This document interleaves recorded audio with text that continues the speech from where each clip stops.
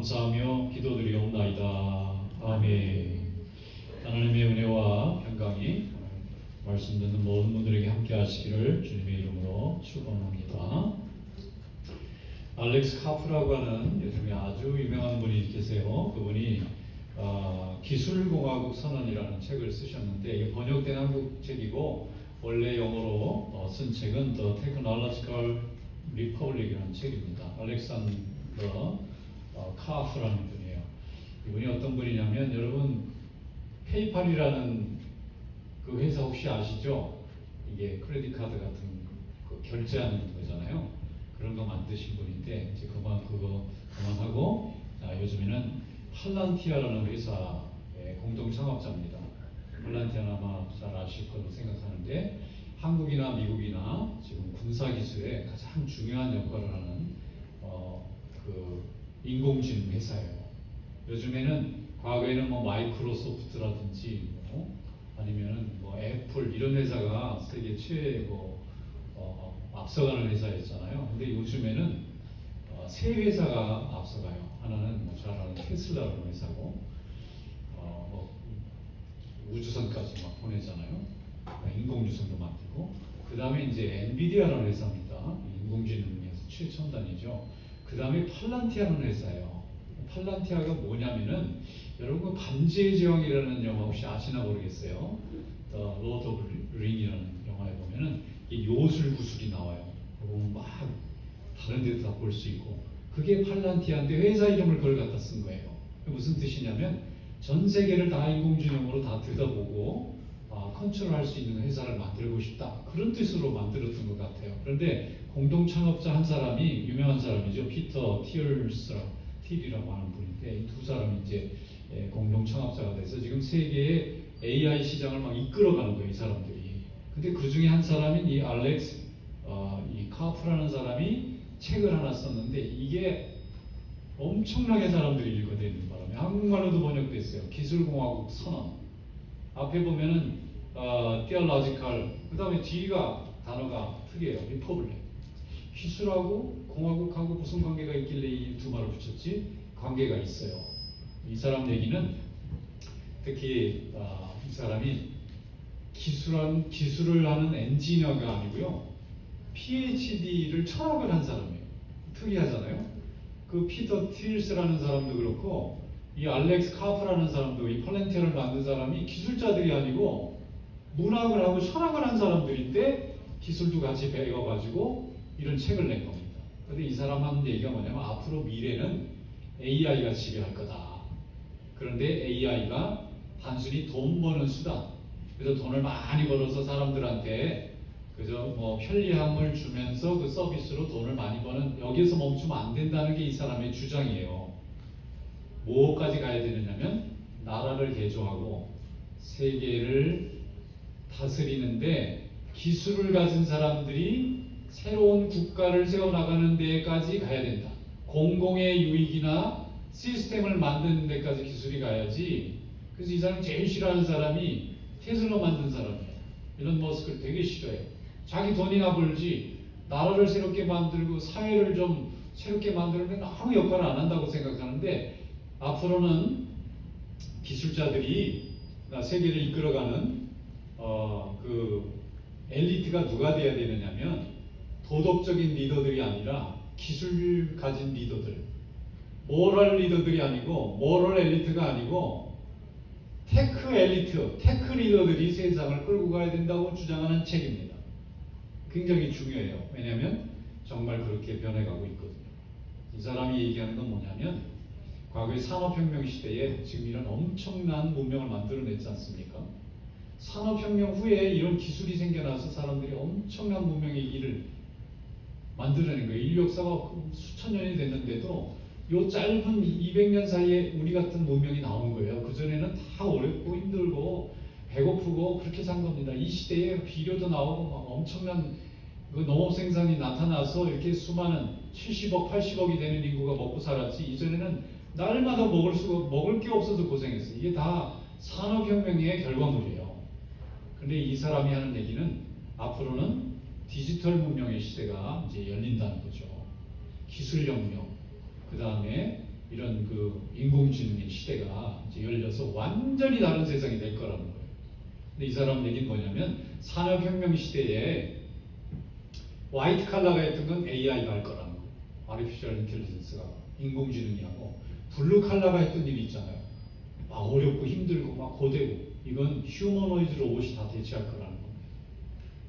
그러면 이 많은 걸 하려면 에너지가 필요하잖아요. 이전에는 화석 연료인 석유 막 이런 걸 갖고 있는데 앞으로는 태양광이라든지 수소라든지 물이라든지 바닷물이라든지 공기에 떠다니는 공기 중에서 에너지를 만드는 완전히 신재생 에너지가 석유 같은 전통적인 에너지를 전부 다 대체할 거라는 거예요. 그래서 앞으로는 나라도 이제는 기술을 가진 인공지능을 다룰 수 있고 휴머노이드를 만들 수 있고 이런 기술자들이 이 사회를 이끌어가야 되는데 어떤 사회를 만들까라는 고민을 해야 된다는 거예요. 그냥 단순히 기술로 돈 벌어가지고 내가 가정이나 먹고 사는 이런 정도로 엘리트가 되면 안 되고 지금 기술 경쟁의 시대에 어떤 체계가 우리 인류에게 더 유익하고 모든 사람들이 편안하게 살아갈 수 있는 방향으로 세상을 이끌어가고 개조해 나갈 건가를 고민하자는 게 바로 기술공화국 선언이라는 책이 말해주고 있는 겁니다. 그래서 이걸 기반으로 해서 굉장히 많은 사람들이 요즘 고민을 많이 하는 거예요. 야, 정말 앞으로의 시대는 도덕적으로 정당하고 또 보편 가치를 주장하는 리더가 엘리트들이 아니라 기술이라는 효율이 더 중요한 엘리트가 끌고 가는 세상이 되겠구나. 이러면 막 전쟁도 자꾸 일어날 수밖에 없고 기술 경쟁도 일어날 수밖에 없고 그러면 그 가운데서 인간의 가치는 뭘까라는 고민을 할 수밖에 없는 시대가 열려지고 있는 겁니다. 여러분 이 시대에 우리 하나님의 자녀들에게 주신 하나님의 사명은 분명하리라고 믿습니다. 우리 하나님께서 우리에게 주신 사명은 생명이 세상에 그 어떤 가치보다도 중요하다는 것을 알리는 사명이 우리에게 있어요. 그리고 이 생명을 지키고 주시는 하나님의 사명은 한 번도 패배한 적이 없고 변화된 적이 바뀐 적이 없습니다. 그래서 하나님이 우리를 특별히 이 변화와 이 격변의 시대에 하나님의 말씀을 지키는 자로 하나님이 우리를 불러주신 줄로 믿습니다. 오늘 말씀이 오늘 여러분이 우리가 하나님의 자녀로 이 세상을 믿음으로 세워나가고 하나님의 영광을 나타내는 일에 귀하게 쓰임받는 복된 성도들의 삶이 될 수 있기를 주님의 이름으로 축원합니다. 자, 같이 하나님의 말씀을 함께 읽어보겠습니다. 데살로니가전서 5장 15절부터 22절 말씀 오늘 주신 말씀으로 우리 함께 읽겠습니다. 삼가 누가 누구에게든지 악으로 악을 갚게 하지 말고 서로 대하든지 모든 사람을 대하든지 항상 선을 따르라. 항상 기뻐하라. 쉬지 말고 기도하라. 범사에 감사하라. 이것이 그리스도 예수 안에서 너희를 향하신 하나님의 뜻이니라. 성령을 소멸하지 말며 예언을 멸시하지 말고 범사에 하려 좋은 것을 취하고 악은 어떤 모양이라도 버리라. 평강의 하나님이 친히 너희를 온전히 거룩하게 하시고 또 너희의 온 영과 혼과 몸이 우리 주 예수 그리스도께서 강림하실 때에 흠없게 보존되기를 원하노라. 아멘. 자, 데살로니가라고 하는 이 편지는 사도 바울이 데살로니가라는 도시에 살고 있는 그리스도인 형제들에게 보낸 편지입니다. 2000년 전에 쓰여졌죠. 데살로니가는 지금의 그리스라고 하는 나라의 북쪽 지역인 마게도니아 지방에 있었던 작은 도시였어요. 그런데 사도 바울이 가기 전까지는 예수 믿는 사람이 한 사람도 없었습니다. 그래서 사도 바울이 실라와 디모데와 누가를 데리고 그것을 처음 방문합니다. 그리고 하나님의 말씀을 전할 때에 하나님께서 준비하시고 예비시켜 줬던 심령들이 예수를 믿고 세례받고 하나님의 자녀가 되는 큰 은혜가 나타나요. 그런데 데살로니가 교회 그 지역 교회가 생겼던 그 데살로니가라고 하는 그 지역은 우상 숭배가 심하고 또 그들이 만들어내는 우상이라고 하는 그 액세서리 판매업이 엄청난 호황을 이루는 산업을 이루고 있었어요. 그런데 예수 믿는 사람들이 제일 먼저 하는 게 뭐죠? 우상을 섬기지 말라. 하나님 위에 다른 신을 섬기지 말라 하니까 우상을 가지고 만드는 사람들이 이걸 소비해 줘야 되는데 소비하는 사람들이 없어지니까 자기의 수익에 지장을 받는 겁니다. 그래서 예수를 전하는 사단은 이 바울과 그 교인들이 미운 거예요.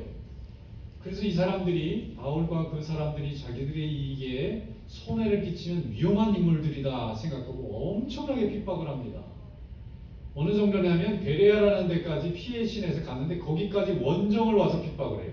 자기 동네 가서 핍박하는 것까지 봐줄 수 있지만 그걸 내맞고 막 괴롭히니까 위험해서 다른 도시로 며칠을 걸쳐서 도망을 갔는데 거기까지 원정대를 만들어 가지고 사도 바울을 잡아내라는 거예요. 막 쫓아와서 난리를 치고 거기 있는 관리들을 막 위협해서 저 사람들이 법을 어기는 위험한 사람들이니까 빨리 감옥에 가둬서 돌아다니지 못하게 하라고 굉장히 괴롭혀요. 그러니까 할 수 없이 거기서 베레아라는 데에서 또 도망쳐가지고 아덴까지 도망가는 거. 이번엔 멀리 도망가야 안 쫓아오겠다 그래서 아주 일주일쯤 먼 거리까지 막 도망갈 정도로 그렇게 데살로니가의 사람들이 굉장히 핍박이 강했어요. 이러니까 사도 바울은 데살로니가만 생각하면 눈물이 나는 거예요. 왜냐하면 예수 믿는 성도들을 거기다 놓고 이제 교회가 간신히 생겨났는데 예수 믿는다는 걸 드러내기만 하면 매를 맞고 핍박을 당하니까 그 교회가 곧 없어질 것 같은 거예요. 너무 핍박이 세서. 그래서 사도 바울이 데살로니가에 편지를 여러 번 보냈는데 그 중에 2개가 남아있는데 앞에 보낸 편지가 데살로니가 전서고 뒤에 있는 보내서 남은 편지가 데살로니가 후서예요. 그래서 데살로니가서의 특징이 뭐냐면 너무 핍박이 세니까 여기 모인 교인들이 주님 빨리 이 세상이 망하고 하나님이 이 세상에 오면 좋겠습니다. 종말에 대한 기대가 엄청 강했어요. 이렇게 되니까 여기 있는 교인들이 어떤 특징을 갖게 됐냐면 어차피 예수님이 오시면 이 세상이 다 끝날 건데 학교 가서 뭐해? 직장에 가서 뭐해? 시집가면 뭐해? 장가 가서 뭐해? 애 낳으면 뭐해? 이러면서 사회활동을 멈춰버리는 거예요. 사도 바울이 큰일 났다고 생각하고 주님은 언제 오실지 누구에게도 알려준 적이 없기 때문에 우리가 그날 기다리고 우리에게 맡겨져 있는 책임을 아무것도 안 하고 기다리는 게 아니다. 열심히 하다가 주님을 맞아야지 아무것도 안 하고 있다가 주님을 맞으면 오히려 책망받는 거다라고 말씀해 주는 것이 데살로니가서입니다. 그런데 오늘 여기 말씀해 보면 우리 성도들이 그냥 마냥 예수님을 기다리고 그저 자기에게 주는 현실적인 듀티만 행하는 것이 아니라 어떻게 행해야 된다는 것을 구체적으로 설명해 줬어요. 그게 뭐냐면 하나님의 말씀을 가지고 세상을 이기라는 겁니다. 영적 싸움을 싸워 나가야 된다는 거예요. 그저 주저앉아서 주님이 오시는 그날까지 멍하게 기다려서는 안 되고 열심히 가정에서 직장에서 아이들을 가르치면서 교회에서 하나님께서 주신 성도의 사랑의 메시지를 열심히 증거하면서 세상을 이겨야 된다고 말씀하고 있는 거예요. 세상은 지금도 세상의 원리가 있어요. 세상의 원리는 뭐냐면 힘을 기르는 거예요. 힘을 가진 사람이 이깁니다. 그래서 힘을 어떻게든지 가지려고 수단 방법을 가리지 않고 커지기만 하면 돼요. 크면 이기니까. 이기면 정당해지니까. 정당하면 자기가 규칙이 되고 중심이 되고 항상 승리하니까. 그래서 힘을 얻으려고 세상은 그런 원리로만 계속 갑니다. 힘이 있는 곳에는 자존심도 내려놓고 정의도 내려놓고 힘을 만들 수 있다면 방법도 가리지 않고 이게 세상의 원리고요. 하나님께서 주시는 하나님의 원리는 그런 거하고 맞지 않는 거예요. 생명을 귀중히 여기고 하나님 주시는 공의를 사랑하고 하나님 주시는 평화를 사랑하고 하나님 주시는 축복을 바라보면서 생명을 귀히 여기고 함께 하나님께 나아가고 모든 일을 살아갈 수 있는 길을 만들어내는 것이 바로 하나님께서 우리에게 주신 삶의 사명인 줄 믿습니다. 세상의 길은 칼은 칼을 부르고 힘은 힘을 부르고 증오는 증오를 부르고 세상이 한 대로 그대로 갚는 거예요. 눈에는 눈, 이에는 이로 갚으라는 것이 세상의 메시지지만 하나님이 우리에게 주신 사명은 그 방법으로는 결코 이길 수 없다는 거예요. 증오는 또 다른 증오를 부릅니다. 전쟁은 또 다른 전쟁을 부릅니다. 그것으로 해결이 되지 않아요. 또 새로운 싸움의 씨앗을 또 만들어내는 거예요. 그래서 우리 예수님께서 이 세속의 방법, 죄된 방법으로는 인간을 정령 구원시키고 정령 평화를 줄 수 없다는 것을 아셨기 때문에 스스로 인간의 몸을 입고 세상에 오셔서 십자가에 죽으셔서 자기 자신이 희생함으로 우리에게 묶여져 있는 죄의 사슬 또 사망의 사슬을 끊어내신 줄로 믿습니다. 그래서 우리는 하나님의 자녀예요. 그리고 이 땅에 하나님의 뜻대로 하나님의 계획대로 이 땅을 살아가기를 위해서 하나님이 세워주신 하나님의 종들로 믿습니다. 자, 우리 성도들이 오늘 말씀해 보면 어떻게 그러면 이 세상의 방법이 이렇게 가득한 세상에서 믿음의 방법으로 승리할 수 있느냐? 첫째는 성도들이 서로를 귀하게 여겨줘야 돼요. 우리 성도들 서로를 귀하게 여길 수 있기를 주님의 이름으로 축원합니다. 우리 하나님께서 우리에게 주신 귀한 믿음의 형제들을 더욱 사랑하고 더욱 아끼는 것이 우리에게 주신 첫 번째 사명인 줄로 믿습니다. 14절 말씀에 보면 또 형제들아 너희를 권면하노니 게으른 자들을 권계하며 마음이 약한 자들을 격려하고 힘이 없는 자들을 붙들어주며 모든 사람에게 오래 참으라 그랬습니다. 그럼 주님의 방법으로 이기는 방법은요, 오래 참아야 돼요. 잠깐 참아가지고는 안 됩니다. 잠깐 참았는데 내가 얼마나 참았는데 이거 다시 폭발하면 하나 많아요. 오래 참아요.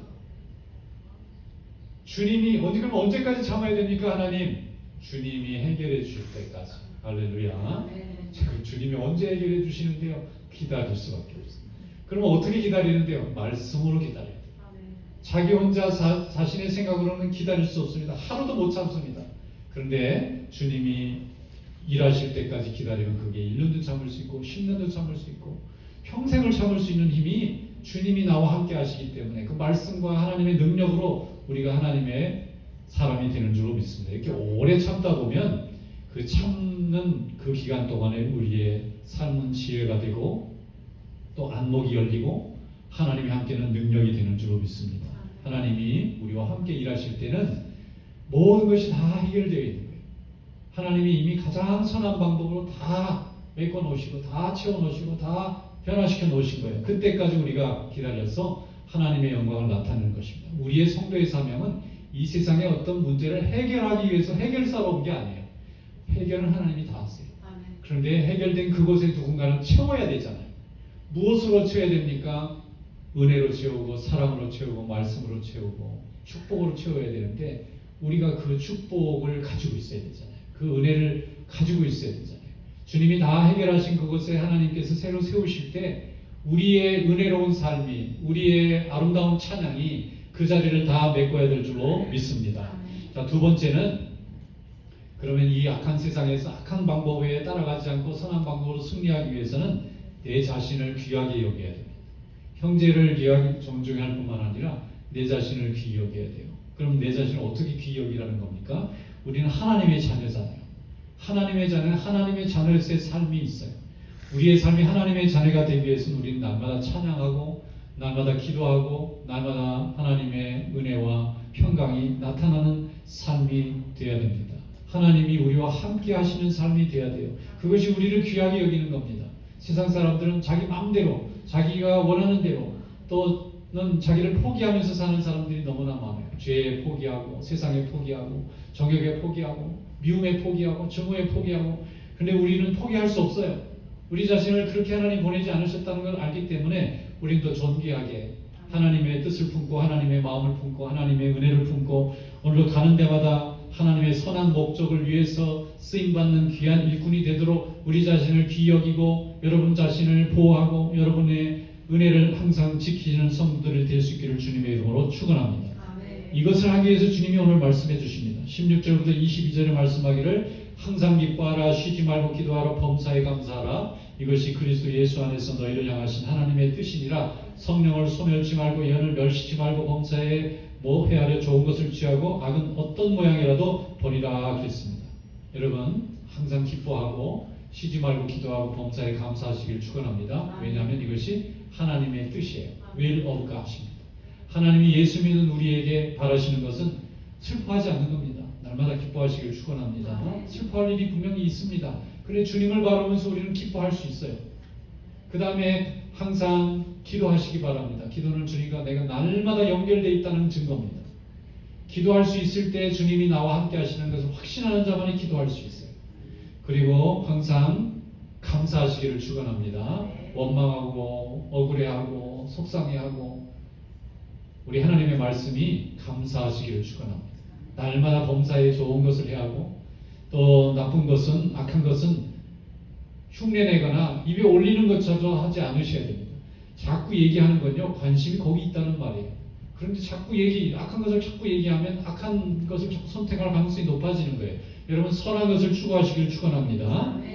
날마다 하나님의 말씀을 추구하는 성도 되시기를 축원합니다. 성령께서 우리 마음에 감사하고 기뻐하고 찬양하고 또 주님 앞에 구하면 하나님이 우리 마음에 성령을 부어주셔서 날마다 하나님 앞에 영광 돌리는 삶이 될 줄 믿습니다.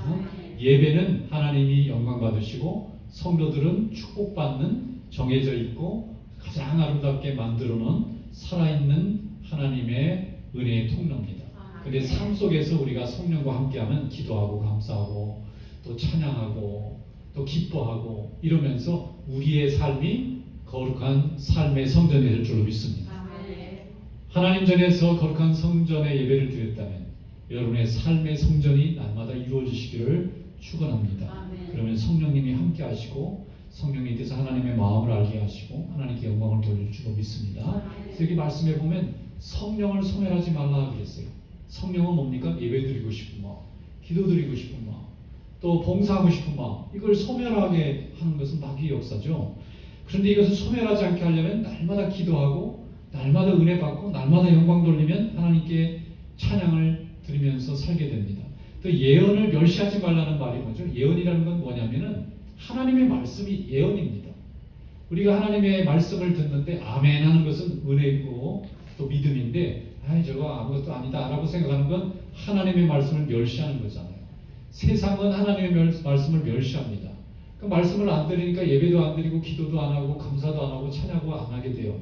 그러나 하나님의 말씀을 듣는 자는 하나님의 말씀을 귀담아 듣고 하나님 앞에 영광을 돌리게 하나님이 인도해 주십니다. 날마다의 말씀이 여러분과 함께 하시길 축원합니다. 말씀이 가까이 있으면 천국도 가까이 있고 성령도 가까이 있어요. 근데 말씀이 멀면 말씀을 자꾸 안 읽어요.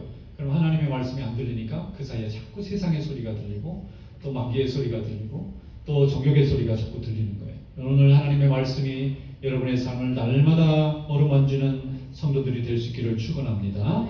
하나님은 이 땅에 우리 성도들을 하나님의 영광을 나타내기 위해서 몰래 심어놓은 씨앗과 같은 존재입니다. 씨앗은 아무 힘이 없잖아요. 거기는 뭐 싹도 없고 열매도 없고 줄기도 없는데 나중에 하나님께서 비를 내려주시고 은혜를 내려주시면 쑥 자라가지고 많은 사람들이 먹을 수 있는 많은 열매가 나타나지 않습니까? 그래서 우리는 마치 트로이 목마 같이 이 세상에 하나님이 숨겨놓은 비밀의 영혼의 씨앗같이 우리 성도들을 만들어서 이 복잡하고 또 힘만을 추구하는 이 악한 세상 가운데 사랑을 추구하고 생명을 추구하는 하나님의 백성으로 우리를 오늘도 불러주신 줄로 믿습니다. 이 사명을 온전히 감당할 수 있기를 주님의 이름으로 축원합니다. 이 전쟁 중에도 보면은 우리도 6.25 전쟁도 경험해보고 뭐 1차 대전, 2차 대전도 경험해보고 이게 또 3차 대전이 오는 게 아닌가 생각하는데 이 세상에는 늘 전쟁이 끊이지 않았어요. 그런데도 전쟁은 뭐죠? 파괴하는 거잖아요. 힘으로 이기려고 하는 결과가 전쟁으로 나타나지 않습니까? 그런데 그 전쟁 속에서도 생명을 심는 사람들이 있어요. 그 사람들 하나님의 말씀을 마음에 새긴 사람들이 그 사람들이 교회를 세웁니다. 학교도 세워요. 공원도 세웁니다. 병원도 세워요. 이 네 가지의 모든 이 기구들의 공통점이 뭐죠? 생명. 생명을 살려야 되겠다는 사람들이 그걸 심습니다. 학교를 세웁니다. 교회를 세웁니다. 병원을 세웁니다. 하나님의 말씀에 순종하는 사람들, 생명을 귀히 여기면 언젠가는 하나님이 우리를 지켜주신다고 하는 소망을 가진 사람들은 지금 생명을 심어요. 그러면 그 결과는 다 망가진 후에도 학교가 세워지고 교회가 세워지고 병원이 세워지고 사람들의 생명에 먹을 것을 공급해주고 또 원수를 사랑하고 치유하는 곳에는요 전부 생명이 살아납니다. 나라가 살아나고 가정이 살아나고 지역이 살아나고 공동체가 살아나요. 마귀는 파괴하기를 좋아하지만 하나님의 영은 다 싸매고 고치고 회복시키기를 원하세요. 하나님은 우리를 회복하는 자로 불러주셨어요. 하나님의 말씀이 여러분을 그렇게 만들어 가실 줄 믿습니다. 세상은 세상의 이익을 위해 달려가지만 우리는 하나님의 영광을 위해서 달려가는 종들로 불러주신 줄 믿습니다. 오늘 이 사명을 잘 감당하여 주님께 영광 돌리는 삶이 되시기를 축원합니다. 오늘 24절 말씀합니다. 너희를 부르시는 이는 미쁘시니 그가 또한 이루시리라. 내가 이루는 게 아닙니다. 그가 또한 이루시리라. 오늘 이런 믿음의 축복이 우리 성도들에게 함께 하시기를 주님의 이름으로 축원합니다.